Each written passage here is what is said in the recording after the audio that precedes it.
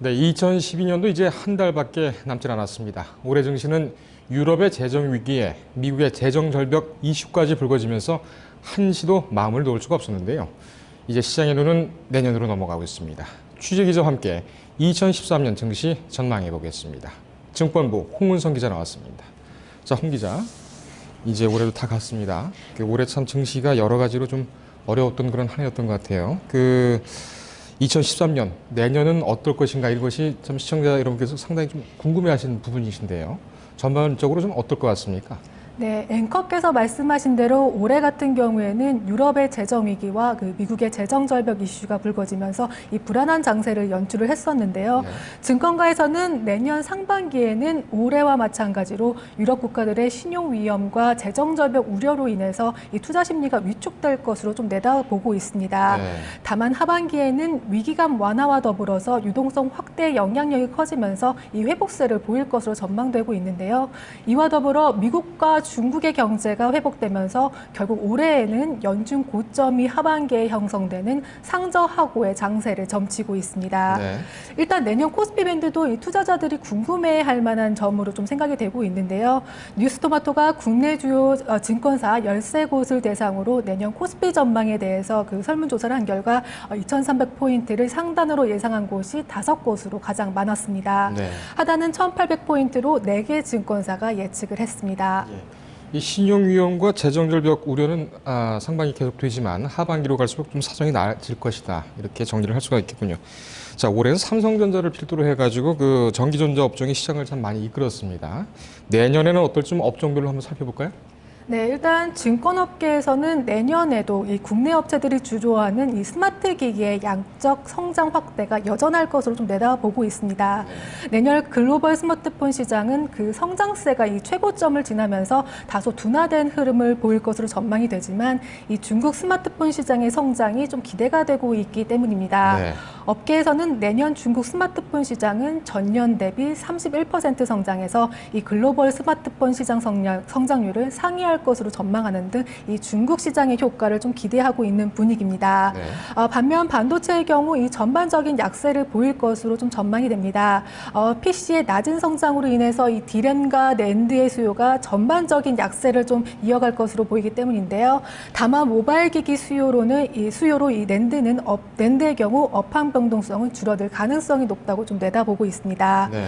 한편 디스플레이 업종은 그간 부진에서 벗어나 이 회복세를 좀 이어갈 것으로 예상이 되고 있는데요. 특히 고해상도 패널 등 이 스페셜티 제품의 공급업체들은 모바일과 TV의 기술 발전에 따른 수혜를 기대할 수 있다는 분석입니다. 예. 이 올해는 자동차주도 참 쉽지가 않았어요. 이게 글로벌 시장 수요 둔화, 또 우호적인 환율, 연비 과정 파문까지 최근에 있었지 않았습니까? 상당히 좀 고전을 했는데 자동차주 내년에는 어떨 것 같습니까? 네, 일단 금융투자업계는 내년 글로벌 자동차 판매 규모를 올해 8천만 대보다 소폭 늘어난 8,300만 대 수준으로 좀 내다보고 있습니다. 네. 일부 국가에서 시행됐던 지원 정책이 대부분 종료됨에 따라서 이 양적 성장을 위한 모멘텀이 악화될 것으로 좀 보이기 때문인데요.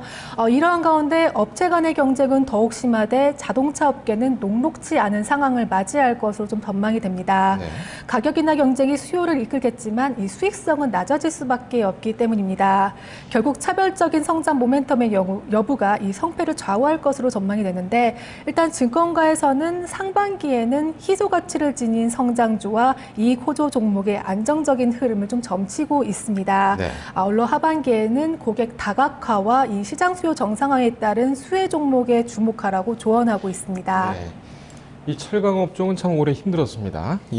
내년에는 어떨 것 같습니까? 네, 그렇습니다. 말씀하신 대로 이 올해 철강 업종은 한마디로 암울한 시기를 좀 지났다고 말씀드릴 수가 있겠는데요. 철강 수요 부진과 더불어서 이 공급 과잉 문제가 이 철강주의 발목을 잡았습니다. 때문에 내년에는 어떻게 될지 투자자들의 이목이 집중이 되고 있는데요. 업계에서는 완전한 회복은 아니더라도 올해보다는 개선될 것으로 좀 내다보고 있습니다.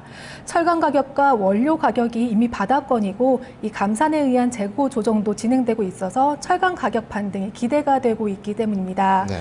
또 중국 정권 교체 이후 경기 부양책이 가시화될 경우 그 수요 증가 기대감도 이 철강 가격 상승 압력으로 좀 작용할 수 있는 기대감도 있습니다.